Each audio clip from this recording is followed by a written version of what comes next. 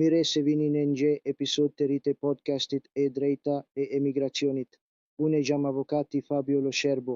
Sot flasim për sinjalizimin SIS, pra regjistrimin në sistemin e informacionit Schengen, një çështje ku në praktike ka pasojë shumë të rëndësishme mbi lirinë e lëvizjes të drejtën për të rikthyer në Itali dhe në përgjithësi mbi statusin juridik të shtetasit të huaj. Pyetja kryesore është kjo: çfarë ndodh me një sinjalizim SIS kur një mëse dëbimi anullohet nga një gjykatë? Përgjigjja nuk është gjithmonë e menjëhershme dhe skarohet qartë nga një vendim i fundit i gjykatës administrative rajonale të Kampanjas.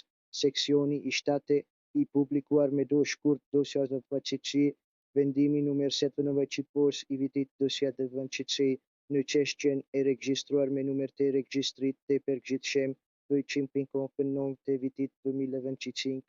Në këtë rast, gjyktari i pakës kishte anulluar një dekret prefektural dëbimi.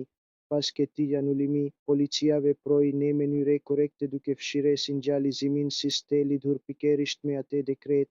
Megjithatë, në sistem mbeti një sinjalizim tjetër, i cili nuk bazohej në masën administrative të dëbimit të anulluar, por në një masë dëbimi me natyrë penale, ku e buronte nga një dënim penal i formës së prerë i dhënë vite më parë. Personi i interesuar parakiti një kërkesë për ekzekutimin e vendimit, duke pretenduar se anullimi i dëbimit duhej të sillte fshirje e çdo sinjalizimi negativ. Gjykata administrative rajonale e hodhi poshtë këtë pretendim dhe skaroi një parim themelor që duhet të në qartë: anullimi i një mase dëbimi prodhon efekte vetëm mbi sinjalizimin SIS që mbështetet juridikisht në atë mase konkrete. Ai nuk e bën të pavlefshëm dhe as të paefektshëm sinjalizimet e tjera të bazuara në titull të ndryshëm juridike, siç janë masat e dëbimit të lidhura me një dënim penal. Me fjalë të tjera, sistemi i informacionit Schengen nuk është një regjistrim i vetëm dhe i përgjithshëm.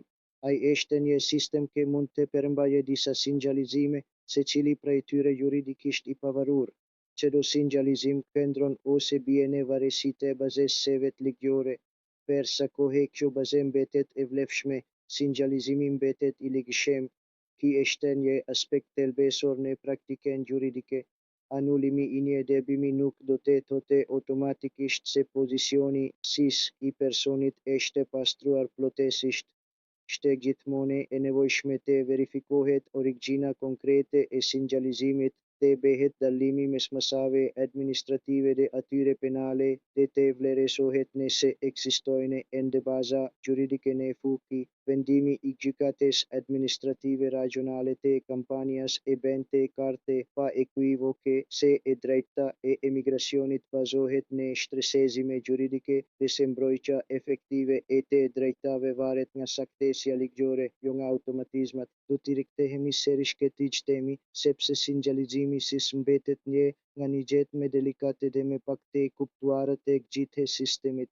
Faleminderit për dëgjimin dhe shihemi në episodin e ardhshëm të podcastit e drejta e emigracionit.